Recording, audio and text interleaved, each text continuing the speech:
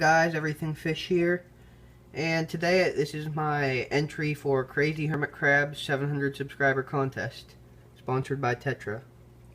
So they want us to pretty much just go through all of our setups, talk about what we have in them, details. So I'm going to start here with my 30 tall. So this is a 30 gallon aquarium, tall dimension, so it's 24 inches long by 12 inches deep by 24 inches tall. Got 7 fish in here. Got one electric blue acara, it's a female. Got a female blue gourami, a male koi angelfish, a male sailfin molly, silver sailfin molly specifically, 2 bronze or Aeneas corridors cats, whatever you want to call it, and an Asian bumblebee catfish. Filtration on this tank is Marineland Penguin 200. Gets the job done. Keeps the water pretty clean. I do 50% changes on this every week because it will get filthy, like most of my tanks. So yeah, that's pretty much what's going on for here. So get on my 75 gallon next. My 75 gallon. It's a standard 75, so dimensions are 48 inches long, 18 inches deep, and 20 inches tall. Stock is 6 giant danias.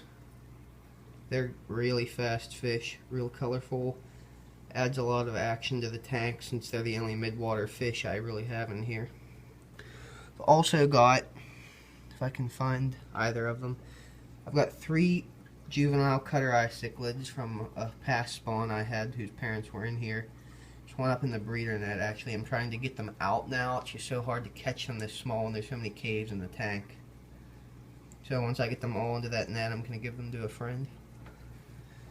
I've also got 1 striped Raphael catfish. I've got a Gibiceps pleco in here somewhere if he ever comes out. Probably won't. It's been hiding a lot more lately. And then my favorite fish in here is my yellow bullhead catfish. It's about 6 inches, my biggest fish overall in any of my tanks. Hoping to get him to about 14 inches. Eats like a pig, but surprisingly he hasn't made a move at any of the fry yet, which is weird because bullheads almost always go after fry. And small fish they can fit in their mouth, but he's a really docile little guy. Big guy actually. As far as filtration goes, I've got a Fluval 406 canister or internal, external, whatever it's called, filter in here. It's got rated for a 100 gallon. It keeps this thing spotless. And then on and off I have sponge filters in here, just because the way I cycle any new tanks I set up is I just use a sponge filter. I'll put it in this tank for a month, let the bacteria build up, then put it in my new tank, and it's pretty much insta-cycled. You still do have to check for ammonia, but most of the time you don't find any with sponge filters. Yeah, that's my 75 gallon, and then right next to my 75 gallon is a 14 gallon bin, which is I use as quarantine. I normally have sponge filters in here, but this time I didn't have a spare one because I just put that one in. It's not really cycled yet. So I just add an air stone with a bunch of gravel with bacteria on it. And I do water changes every 2 days on this. Right, there were a couple perch in here the other day. I moved them out. You'll see them towards the end of the video. Right now there's 5 emerald shiner minnows in there. They'll be going in my 20 tall pretty soon. One of my 2 20 talls. So let's go to my 30 long now. This is my 30 gallon long native tank. Dimensions are 36 inches long by 12 inches deep by 16 inches tall. The stock in here is, can't even see that with the glare like every video of this tank. 1 female green sunfish, he's almost 3 inches now. And this Sunday I picked up 4 adult creek chubs who are just awesome. They're hand feeding flake already. Let me see if I can get them to, yeah, really friendly fish. They are awesome. One of my favorite fish I've ever kept already, and I've had them for less than a week. So there's that. Not a whole lot to this tank. Filtration is a sponge filter rated for a 50-gallon, which is not really enough with the amount of fish in here. But before I only had the sunfish and that was enough, so I'll probably be adding some type of hang-on back. I've got a spare laying around. It's just so noisy. I gotta find a way to slow it down. It's way faster spinning than my other one. So let's go to my next tank, 20 tall. So this is another one of my native tanks. This is a 20-gallon tall. Dimensions are 24 inches long by 12 inches deep by 16 inches tall. And it's not how I want it to look right now.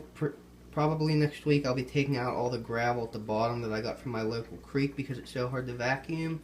I'll be mixing some of that looser stuff in with sand as a substrate, and I'm going to add plants to this too.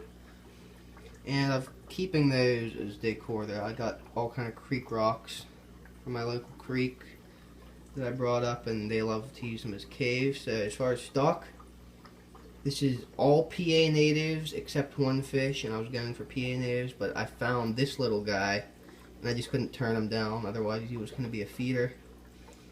This is a bluefin killifish, lots of personality. It's a female. It was actually just laying eggs the other day. That pug-nosed minnow just ate them as it was coming out. I don't know how that happened because she's the only one in there. But yeah, she's a Florida native, but like I said, I couldn't just turn down getting a native, otherwise it would have been a feeder. It was free too. So I have that, that's the only non-PA native. Then I got this pug-nosed minnow over there. This is a really chunky little guy. I feed him a lot of frozen stuff. I might even be a female. It looks like it's full of eggs, but it's just fat or full of eggs, one of those two. I can't figure it out. And then I've got two green side darters. There is my female there, and there's my male. And then I've also got two rainbow darters. They're both males. There's one of them. The other one likes to hide all day. They're gorgeous fish. And I'm also going to be adding those emerald shiners you saw in quarantine into this tank, and then the stock will be complete. Filtration for this is a sponge filter rated for a 50-gallon. Really mature sponge filter. You can see all kind of stuff, fun stuff growing on it. So let's go to my last tank. This is my last tank. I actually just set this up the other day. This will maybe the second video it's been in. This is another 20-gallon tall, dimensions 24 inches long by 12 inches deep by 16 inches tall. Again, filtration is a sponge filter rated for a 50-gallon. That's not as mature as the other ones, but it's still got a good bit of bacteria on it. Now I've got all kind of seeded stuff everywhere, so it cycles. It's already cycled, actually. Then for the stock, this tank was set up specifically for 3 fish as a grow out. I got some yellow perch at Erie. They're only about, when I got them they were about an inch long. They're pushing 2 inches now. The smallest one's an inch and a half. Biggest one's almost 2 inches. But yeah, they have a lot of personality in them. They're really active. They like to swim around, follow my fingers. I've got them eating brine shrimp and bloodworms, and also some spirulina, which is good for their color. Most of them won't eat it. And I probably would have let these guys go if they were a bit bigger when I got them, but the thing about keeping perch is they're awesome fish to keep, but they only really adapt well to tank life if you get them under 2 inches. And this is the first fish perch I've ever got that are under 3 inches, so I just took advantage of it. Had a tank laying around, so I decided to take these guys home. And now this obviously isn't their current going to be their final home either. This is only until they get about 5 or 6 inches. Then I'm going to move them into my 75-gallon, and then once they outgrow that, because I'm expecting them to get 14 to 16 inches hopefully, they'll go into a 150 to 240 gallon that I'll be setting up hopefully next fall, no later than next winter. But yeah, these guys are just awesome. So this will be the last tank, so I'll just talk about the final stuff here. Let you guys watch these awesome perch. Probably give them, if I start breeding any kind of live bear, if I ever get any runts, I'll probably feed it to these guys when they're a little bigger, because perch just love to eat other fish. So when I put them in my 75, I'm skeptical whether they're going to go after the Danios or not, but the Danios are so fast, I think they'll be able to avoid them. So yeah, the second part of this entry is we have to talk about what we would do with each of the prizes. Well, you don't have to talk about each of them, but I am going to. So third place prize is a heater. What I would do with that is put it in my 30-gallon tall, because the heater in my 30 tall and my 75-gallon are both broken now. They broke over their spring and they just cook the tank whenever I turn them on. So I actually have them unplugged now because I don't need them in the summer. My house stays reasonably warm then, 75, 76, so it does not need them now. But yeah, I would put that on them because in the winter I'm going to need them. And if I don't win that, I'll just have to go buy them, and heaters aren't the cheapest thing either. The second place prize is a hang-on back filter, and what I would do with that is put it on my 75-gallon, because even though I've already got a sponge filter and a big canister filter in there, with the amount of fish that'll be going in it, which would be the danios, all kind of messy catfish, the cichlids until they can get them out, these perch will be going in it, and the creek chubs or the sunfish might go in it. So with all those gigantic messy fish, I'm going to be doing probably 50% changes a couple times a week, which is going to be a pain, but I don't really have any other option. A hang-on back would really help me out. Maybe I'd only have to do like 2 water changes a week as opposed to 3 or 4 with all the messy fish that are going to be in it. So another filter would be really helpful if I won that to me, so hopefully I won that. And then the first place prize is a Tetra Crescent 5-gallon tank, and what I would do with that is use it for fry. I'm not breeding anything at the moment, but once these perch are moved out of this tank, I plan on breeding something in here. Don't know what it's going to be. I have dozens of ideas, but it could be anything from live bears to dollar sunfish, which is something I'd hopefully like to breed in here, but whether I can get any or not is the question. There goes some more spoilers from my channel. But yeah, I would use that for fry for whatever fish, because I do not really have any fry tanks, and if I don't win that, I guess I'll just put fry in a breeder net and sell them all off before they get too big.